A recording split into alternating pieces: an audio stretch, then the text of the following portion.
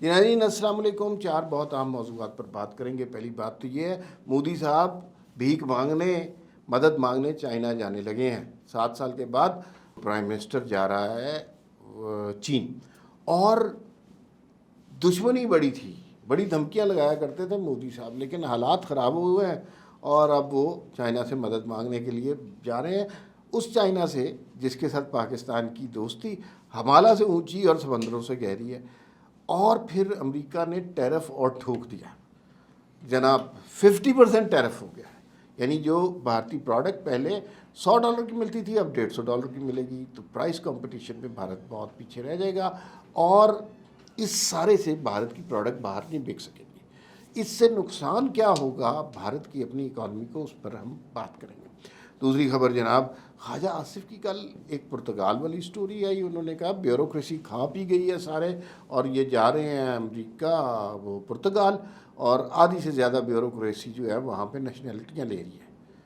अच्छा, और फिर शाम को खबरें ऐसी अफवाहें सी आने लग गई कि ख्वाजा आसिफ साहब जो हैं वो इस्तीफ़ा दे रहे हैं। अच्छा, फिर ख्वाजा साहब ने उसकी तरदीद कर दी, लेकिन एक मुलाकात ज़रूर हुई है और कुछ शिकवे हैं ख्वाजा साहब को। उस हवाले से कुछ बातें आपसे शेयर करते हैं।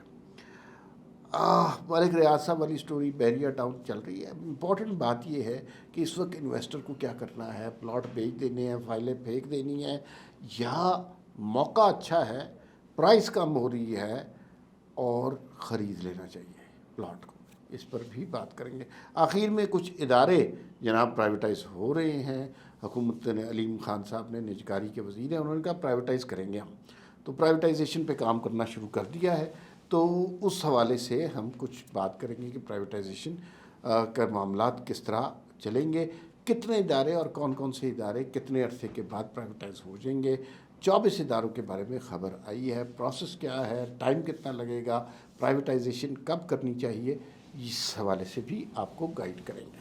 पहले बात कर लेते हैं जनाब। पहले आप यूँ करें कि इस चैनल को सब्सक्राइब कर लें और बेल आइकन को प्रेस कर लें, बाकी बातें बाद में होंगी। भारत के ऊपर और टैक्स लग गया है, 50% मज़ीद टैक्स लग गया है और वो आज से लागू हो गया। भारत की इकानमी तबाह बर्बाद हो गई है और अगर ये टैक्स इसी तरह रहा, कुछ लोग कह रहे हैं कि कुछ अर्से के बाद शायद टैक्स कम हो जाए, ये टैक्स इसी तरह रहा तो भारत का जीडीपी जो है वो 6 से 7% नीचे आ जाएगा। यानी अगर 13 है तो वो जो है 6 पे आ जाएगा या 7 पर आ जाएगा। ये बहुत बड़ा डिप है। इसका मतलब बेरोज़गारी, इसका मतलब गुर्बत, इसका मतलब इन्फ्लेशन, इसका मतलब है कि अनाकी, इतना एक साल में डिप आना, तो वो बहुत ख़तरनाक सूरत हाल होगी। दूसरी बात ये है कि अब भारत को कोई सलूशन नहीं मिल रहा। अब अमेरिका ने इसे झंडी दिखा दी है। भारत के बारे में कहा जाता था कि अमेरिकी मफादात की अगर इस खत्ते में कोई निगरानी कर रहा है तो वो भारत है, और चीन के साथ चीन को कोई आंखें दिखा रहा है तो वो भारत है। अब अमेरिका ने भारत को झंडी दिखा दी तो मोदी साहब जा रहे हैं दौड़ते हुए चीन की तरफ, और कहा यह जा रहा है कि वो चीन से मदद मांगे, उस चीन के ख़िलाफ़ जिसके ख़िलाफ़ उन्होंने सबसे ज़्यादा नारे लगाए, सबसे ज़्यादा इख्तलाफ किया, जिसको जंग की धमकियाँ दी। और ये सूरत हाल बहुत मुख्तलिफ हो रही है। और ज़ाहिर है मोदी साहब को पाकिस्तान के दोस्त की दोस्ती अजीज़ नहीं है, लेकिन हालात का क्या करें। अमेरिका ने झंडी दिखा दी है, कोई लिफ्ट नहीं मिल रही, टैरिफ लग गया हुआ है, तो अब मामलात ख़राब है। लेकिन वो चाइना के साथ पाकिस्तान के ताल्लुकात ख़राब नहीं कर सकते, इसलिए कि चाइना के साथ पाकिस्तान के ताल्लुकात स्ट्रेटजिक नौइयत के भी हैं और बरादराना नौइयत के भी हैं। इसमें ख़त्ते की शक्ल और हैयत का भी दखल है, इसमें हमारे बहुत पुराने मरासिम का भी दखल है। हम अपने आप को बरादर मुल्क कहते हैं, और चाइना में पाकिस्तान के जिस पॉलिटिशियन की बहुत ज़्यादा इज़्ज़त है वो आजकल प्राइम मिनिस्टर है, उसे शहबाज पीर कहा जाता है। तो ये बहुत ज़बरदस्त किस्म का आइडियल कॉम्बिनेशन है पाकिस्तान में। इस स्टेज पे मोदी साहब जाएंगे, भीख मांगने जाएंगे, और भीख उन्हें इस स्टेज पे कहीं से नहीं मिलेगी। जिसके ख़िलाफ़ अमेरिका हो उसको भीख मुश्किल से ही मिलती है, बदकिस्मती से ये दुनिया का दस्तूर है। तो ये तो भारत की कंडीशन है। अब ज़रा ख्वाजा आसिफ की पुर्तगाल वाली स्टोरी पे पहले देखते हैं हुआ क्या। ख्वाजा साहब ने एक ख़बर अपने ट्विटर पे चला दी, एक बम फाड़ दिया। उन्होंने कहा जी कि हमारी 50%, 50% ब्यूरोक्रेसी वो तो जारी है पुर्तगाल, क्योंकि वो 8 करोड़ रुपए की नेशनैलिटी मिल जाती है, वहाँ आप जायदाद खरीदें तो, और आधी निस्फ।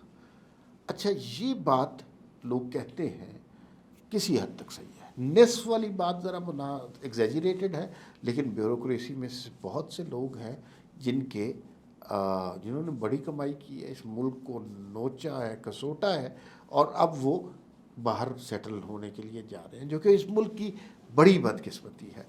तो ख्वाजा आसिफ की ने ये स्टोरी दी, उसके बाद र्यूमर्स आना शुरू हो गई कि ख्वाजा आसिफ साहब इस्तीफ़ा दे रहे हैं, ख्वाजा आसिफ साहब इस्तीफ़ा दे रहे हैं। ख्वाजा आसिफ साहब ने उस पर ख़ुद तरदीद कर दी कि ये आप ख्वाहिशों को ख़बर मत बनाएं। अब ज़रा अंदर की खबर ये बताएं, ख्वाजा साहब हुकूमत से कुछ नाराज़ हैं, कुछ बातें वो ऐसी कर रहे हैं जो हुकूमत के ख़िलाफ़ होती है, कि शुगर स्कैंडल के हवाले से उन्होंने ट्वीट कर दिया कि भाई ये तो मुनासिब बात नहीं है।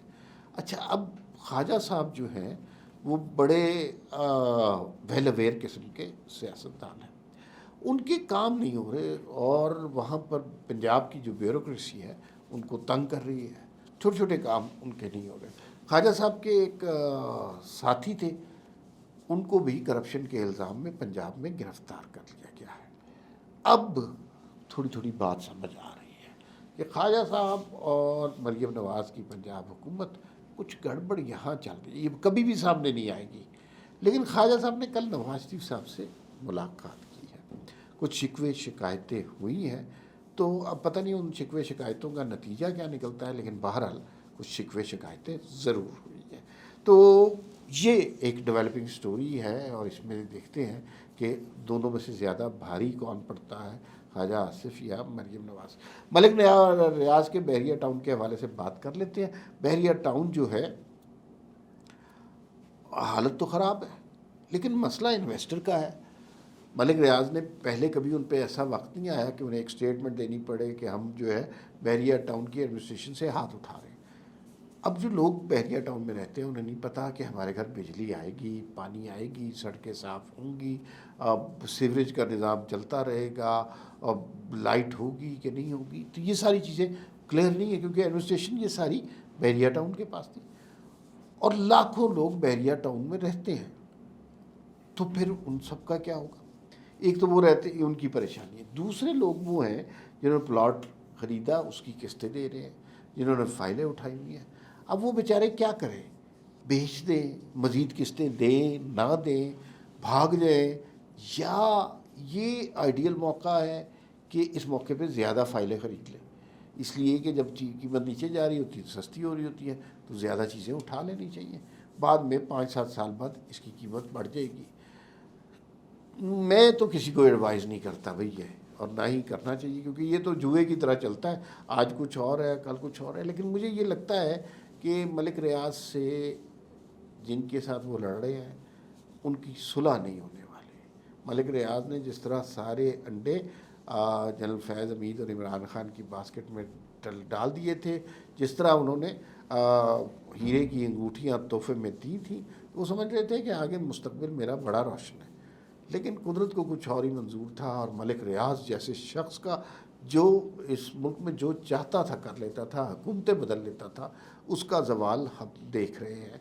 तो मुझे नहीं लगता कि ये मामला हल होंगे। शहदा के टाउन के हवाले से जो मलिक रियाज ने बात की थी, वो कुछ लोगों को बड़ी तकलीफ़ दे लगी है, और उसके बाद लगता नहीं है कि हम उस पर कुछ कर सकेंगे, बहरिया टाउन की बहाली हो सकेगी। अच्छा, आखिर में हम बात करते हैं प्राइवेटाइजेशन की। पाकिस्तान की तारीख़ में ना भाई, सारे फ़ैसले हमने बहुत गलत गलत फ़ैसले किए हैं। सारे फ़ैसले देख लें और आपको चुनना पड़े कि एक सबसे गलत फ़ैसला कौन सा था। मार्शल लॉ भी लगे, आइन भी टूटा, जमहूरी इदारों पर हमला भी हुआ, अदालतों पर हमला भी हुआ, और अखबारात भी बंद हुए, चैनलों पर भी छापे पड़े। ये सब कुछ हमारी तारीख़ का हिस्सा है। मुल्क भी आधा हो गया, ये सब हमारी तारीख़ का हिस्सा। एक फ़ैसला जो इन सारे फ़ैसलों में सबसे गलत फ़ैसला था, वो भुट्टो साहब का नेशनलाइजेशन का फ़ैसला था। उसने जितना पाकिस्तान को नुकसान पहुंचाया है, किसी और फैसले ने नहीं पहुंचाया। उसके बाद से इस मुल्क की इकॉनमी, समाज, सब कुछ तबाह हो गया। उससे पहले कोरिया हमारा इकोनॉमिक मॉडल कॉपी करता था। डॉक्टर महबूबुल्लाह के 7 पॉइंट्स पता नहीं यूएन वगैरह में पढ़ाए जाते थे। अच्छा, अब उसके बाद जो जो इदारा पब्लिक सेक्टर में गया वो तबाह हो गया। मतलब रेलवे गई, हेल्थ गया, एजुकेशन गई, ट्रांसपोर्टेशन गई, सारे इदारे तबाह हो गए और सारे इदारे गए। आहिस्ता आहिस्ता हम निकल रहे हैं। नवाज शरीफ एक शख्स था जिसके जहन में ये विजन था कि इदारों को प्राइवेटाइज होना चाहिए। 1990 में से नवाज शरीफ साहब ने ये कोशिश शुरू कर दी, कामयाब नहीं हो पाए क्योंकि दूसरी सियासी जमातें कहती है वो खा लिया खा लिया खा लिया, करप्शन हो गई करप्शन हो गई, या फिर इसमें जो लेबर यूनियंस होती हैं वो नहीं करने देती। तो फिर अब इसके अंदर इख्तलाफ बढ़ता गया, हम प्राइवेटाइजेशन कर ही नहीं सके। आज अलीम खान साहब ने कहा है कि 24 इदारे प्राइवेटाइज करेंगे, 3 से 5 साल के दरमियान करेंगे और इसमें रोजवेल्ट होटल भी शामिल है। दुआ करें ये हो जाए। ये इसमें से बाज़ इदारे हैं, मफ्ता इस्माइल सही कहते थे कि 1 रुपये में भी अगर वो प्राइवेटाइज होते हैं तो खुदा के लिए बेच दें। फिलहाल इतना ही, फिर मुलाकात होगी। अल्लाह हाफिज़।